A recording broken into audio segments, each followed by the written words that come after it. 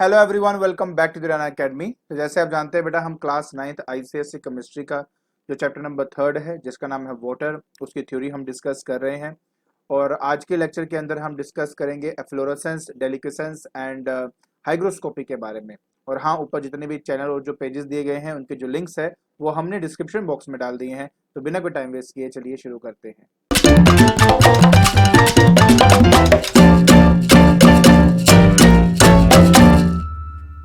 तो देखिए बेटा, सबसे पहला टॉपिक जो आज हमें डिस्कस करना है वो है एफ्लोरेसेंस के बारे में। बेटा क्या मतलब है इसका? बहुत सिंपल सा मतलब है, 2 मिनट में आप सब कुछ समझ जाएंगे। बेटा मान लीजिए कि मेरे पास ना ये एक कंटेनर है, ठीक है। Suppose this is my a container, ठीक है। मान लेते हैं कि ये मेरा एक कंटेनर है। इसके अंदर बेटा माने ना मैंने क्या किया, हाइड्रेटेड जो हमारे पास क्रिस्टल्स हैं हमने उसको डाल दिया। हाइड्रेटेड क्रिस्टल याद है, जैसे मैंने आपको कॉपर सल्फेट का बताया था, दैट इज CuSO4.5H2O, राइट। तो इसके अंदर क्या होता है बेटा, एक फिक्स्ड अमाउंट ऑफ हमारे पास पानी के मॉलिक्यूल्स होते हैं। और इन्हीं मॉलिक्यूल्स की वजह से बेटा कई ऐसे हमारे पास हाइड्रेटेड सब्सटेंसेस होते हैं जिनके एक फिक्स्ड शेप होता है, मतलब उनका एक जैसे या तो फिर क्यूबिकल शेप होगा या तो पिरामिडल शेप होता है। तो ये जो है वो इन पानी की वजह से होता है। कई ऐसे भी हैं जो पानी की वजह से नहीं भी होते हैं, राइट। तो अब हम बात करें उनकी जिनका पानी की वजह से क्या हो, एक डेफिनेट शेप एक्वायर होती है। तो जब हम उसके अंदर बेटा ड्राई एयर को पास करते हैं ना, ड्राई एयर को पास करते हैं, बस उसी टाइम क्या होता है, ये जो पानी है वेपर बन के बेटा बाहर निकल जाते हैं। अब इसमें एब्सेंस ऑफ वाटर है, जिसकी वजह से जो क्रिस्टल है वो क्रम्बल होके क्या बन जाता है बेटा, वो आपका पाउडर बन जाता है। बस इसी फिनोमिनन को, जिस फिनोमिनन से हम क्या करते हैं, किसी क्रिस्टल के अंदर के पानी को हम इवेपोरेट नहीं कहूंगा, वेपराइज कर देते हैं with the presence of the dry air. बस इसी को एफ्लोरेसेंस का नाम दिया गया है। सिंपल कॉन्सेप्ट है, कोई मुश्किल नहीं है। हाँ, एक बात आपको मैं जरूर बता देता हूँ कि अगर मान लीजिए कि मेरे पास मान लो एक कंटेनर में पानी है और पानी के नीचे आप हीट प्रोवाइड कर रहे हो, तो पानी में से वेपर्स तब निकलते हैं जब आपका वेपर प्रेशर बड़ा होता है एटमॉस्फेरिक प्रेशर के। एटमॉस्फेयर अपना प्रेशर लगाता है, नीचे से वेपर अपना प्रेशर लगाती है। अगर नीचे से प्रेशर ज्यादा होगा as compare to atmosphere pressure, तभी तो बेटा आपके वेपर जो है वो बाहर की तरफ निकलेंगे ना। तो ये बात आपने हमेशा याद रखनी है। तो अगर मैं एफ्लोरेसेंस की बात करता हूँ बेटा, तो जैसे मैंने आपको ऑलरेडी बता दिया है, एक ऐसा फिनोमिनन है जिसके अंदर जो कंपाउंड है वो अपने पानी को लूज करता है, मतलब compound loses its water of crystallization on exposure to the dry air is called efflorescence.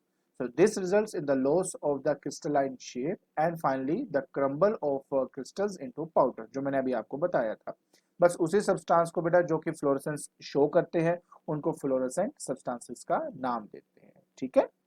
अगर आपको याद हो, लास्ट क्लास के अंदर आपको मैंने ये भी बताया था कि कुछ क्रिस्टल होते हैं जो जिसमें पानी जब इवेपोरेट हो जाता है उसके बावजूद भी वो अपने जो शेप है उसको इंटैक्ट फॉर्म में रख पाते हैं। जैसे NaCl के बारे में बताया था, NaCl का दाना होता है उसमें पानी नहीं होता, उसके बावजूद भी बेटा वो क्या होता है, उसके फिक्स जो है वो शेप रहती है। तो वो एफ्लोरेसेंस मतलब जो फ्लोरेसेंट सब्सटेंस नहीं कहा जाएगा, लेकिन मैं कुछ और बातें उसके बारे में बताऊंगा, वो थोड़ा आगे जाके हम पढ़ेंगे, ठीक है। तो बाकी मैंने आपको ये भी बता दिया बेटा कि एफ्लोरेसेंस अकर कब होता है, जब vapour pressure in the hydrated crystal exceed करता है एटमॉस्फेरिक प्रेशर को, तभी आपका टेक प्लेस करता है।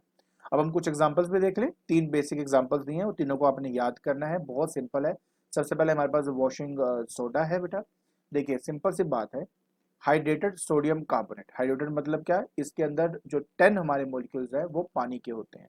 जब उसको हम ड्राई एयर से पास करते हैं तो उसमें जो 9 मॉलिक्यूल्स है पानी के बेटा वो क्या कर जाते हैं, वेपराइज कर जाते हैं। बचता सिर्फ एक है, इसलिए इसको मोनो, मोनो मतलब सिंगल, मोनोहाइड्रेट इसको कहा गया है। उसमें सिंगल मॉलिक्यूल है पानी का, उसको मोनोहाइड्रेट कहा गया है बेटा आपका, ठीक है। तो ये हो गया पहला। दूसरा, next is global salt. Global salt के अंदर क्या होता है बेटा, ध्यान से समझना प्लीज। हमारे पास सोडियम सल्फेट और 10 मॉलिक्यूल ऑफ वाटर है, ड्राई एयर पास करोगे 10 के 10 मॉलिक्यूल बेटा वेपराइज हो जाते हैं।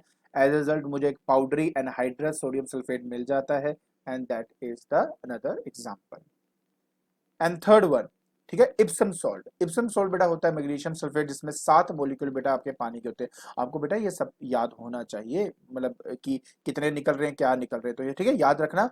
जो हमारा ग्लोबल सॉल्ट है ना उसमें से 10 निकलते हैं, बाकी सब में एक छोड़कर बाकी सब निकल जाते हैं, ये याद रखना बस।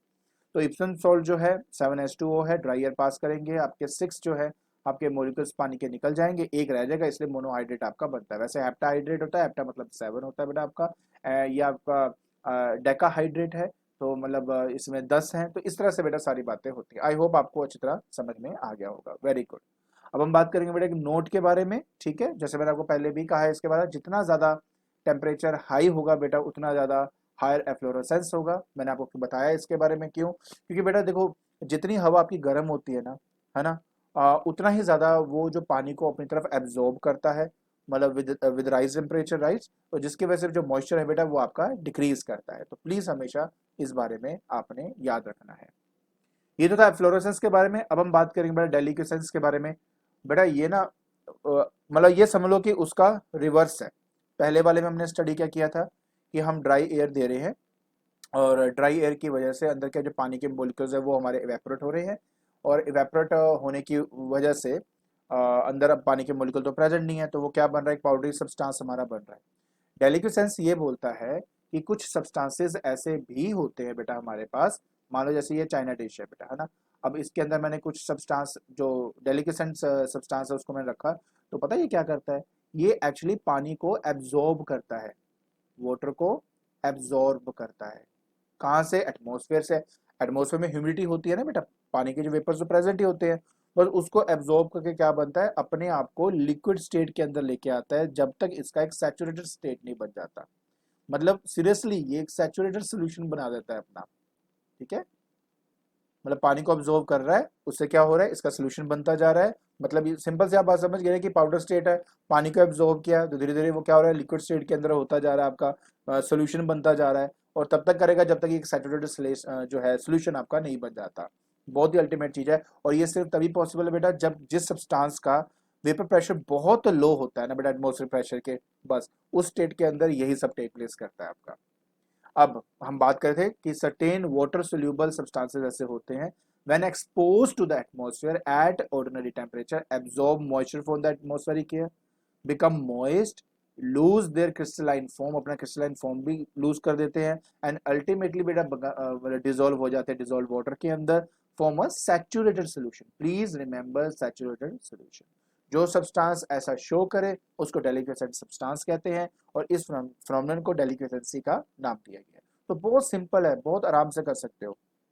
तो जैसे मैंने बाकी दूसरे आपको मैंने कहा था बेटा कि हमेशा ये बात याद रखनी है कि डेलिक्वेसेंस अकर सिर्फ उसमें होता है जब वेपर प्रेशर आपका इनसाइड द क्रिस्टल बहुत लो होता है as compare to vapour pressure in the atmospheric air.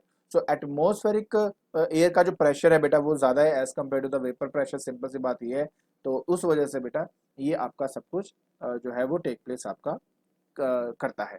Obvious है बेटा, आपको ड्राई एयर की बात करूंगा, ड्राई एयर के अंदर ह्यूमिडिटी नहीं होती, मतलब मॉइस्चर नहीं होता, तो डेलिक्वेसेंस टेक प्लेस नहीं ना कर सकती, इसलिए कहा गया कि deliquescence is minimised during the dry conditions. तो ये सारी बातें इसके अंदर आ जाती हैं। अब हम बात करेंगे बेटा इंपॉर्टेंट एग्जाम्पल की।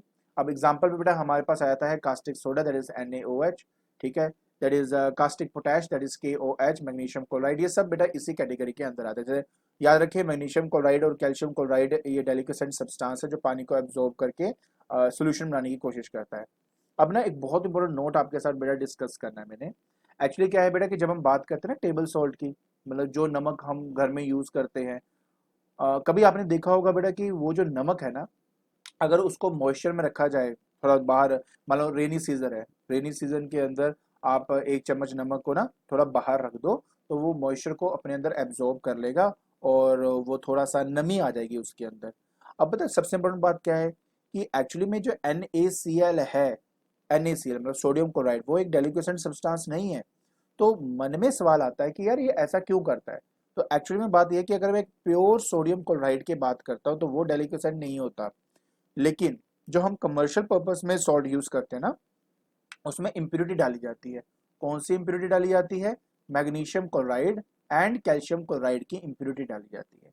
ये दो इम्प्योरिटी की वजह से, मैंने क्या बताया था, ये एग्जांपल्स है बेटा डेलिक्वेसेंट आपके सब्सटेंस की, तो ये दोनों एक्चुअली क्या करते हैं, मॉइस्चर को अपने अंदर एब्जॉर्ब करते हैं। अब सवाल ये पैदा होता है कि इस इम्प्योरिटी को दूर कैसे किया जाए, तो बहुत एक सिंपल तरीका बताया गया है। कहा यह गया है कि आपके पास वो सोल्यूशन तो है ही है जिसने पानी एब्जॉर्ब किया हुआ है, राइट। अब आप क्या करेंगे, उसमें से ड्राई हाइड्रोजन क्लोराइड गैस, यहाँ पे दिया हुआ है बेटा आपको, आप इसको अंडरलाइन कर लेना, ड्राई हाइड्रोजन क्लोराइड जो गैस है आपकी, आप वो इसमें से पास करेंगे। जैसे आप उस इसमें से पास करेंगे एज ए प्रेसिपिटेट आपको सोडियम क्लोराइड मिल जाएगा। आप उसको फिल्टर करेंगे, पहले उसको हल्का सा वॉश करेंगे थोड़े से पानी के साथ, एंड उसके बाद उसको फाइनली अच्छे से वॉश करेंगे अल्कोहल के साथ, तो अब आपको मिल जाएगा आपका प्योर सोडियम क्लोराइड। तो ये बात समझ लेना बेटा कि एक सोडियम क्लोराइड के बारे में जब हम बात करते हैं ना, लोगों को लगता है कि एक्चुअली में सोडियम जो क्लोराइड है वो तो पानी अब्जॉर्ब नहीं करता, फिर हमारे जो घर का नमक हम यूज करते हैं तो वो क्यों करता है, तो इन दो इम्प्योरिटीज की वजह से पूछा जा सकता है कौन सी दो इम्प्योरिटी है, तो magnesium chloride and calcium chloride आपकी वो इम्प्योरिटी है। लास्ट बेटा हम बात करेंगे हाइग्रोस्कोपी के बारे में। देखिए बेटा ये इंटरमीडिएट सी चीज है, मतलब ये कि कुछ सब्सटेंसेस होते हैं जो मॉइस्चर को एब्जॉर्ब तो करते हैं, मॉइस्चर ऑब्जॉर्व करके वो या तो वो सॉलिड स्टेट में रह सकते हैं या तो थोड़ा लिक्विड स्टेट के अंदर आ सकते हैं, मतलब सैचुरेटेड सॉल्यूशन वाली कोई बात नहीं है इसके अंदर, तो थोड़ा बहुत मतलब एब्जॉर्ब करने वाला इंटरमीडिएट पोजीशन हम कह सकते हैं। तो बेटा बस वही हमने यहाँ पे स्टडी करना है, सर्टेन सब्सटेंसेस है एब्जॉर्ब करते हैं मॉइस्चर को from the atmosphere when they are exposed to it but not enough to form the solution। अगर वो प्रॉपर एक सैचुरेटेड सॉल्यूशन बन रहा है तो वो डेलिक्यूसेंट सब्सटेंस माना जाएगा, और अगर थोड़ा बहुत ही एब्जॉर्ब कर रहा है आपका तो हाइग्रोस्कोपिक सब्सटेंसेस इसको कहा जाता है। अदरवाइज इस पूरे फिनोमेनन को हाइग्रोस्कोपी का नाम दिया जाता है। सिंपल से एग्जांपल है बेटा, ये आपके एग्जांपल्स हैं, जैसे कॉन्सेंट्रेटेड सल्फ्यूरिक एसिड उनमें से एक एग्जांपल है, फास्फोरस पेंटॉक्साइड है, ठीक है, क्विकलाइम है, सिलिका जेल, एटलीस्ट दो आपको एटलीस्ट एज ए एग्जांपल आपको याद बेटा होने चाहिए, ठीक है ना। ओके, सो एक बात हमेशा याद रखना, हाइग्रोस्कोपिक जो सब्सटेंस है उनकी टेंडेंसी होती है कि आपके एयर में से मॉइस्चर को एक्सट्रैक्ट कर लेना, उसको एब्जॉर्ब कर लेना, एब्जॉर्ब करने के बाद या तो वो आपका सॉलिड स्टेट में रह सकता है या तो आपका लिक्विड स्टेट में वो रह सकता है।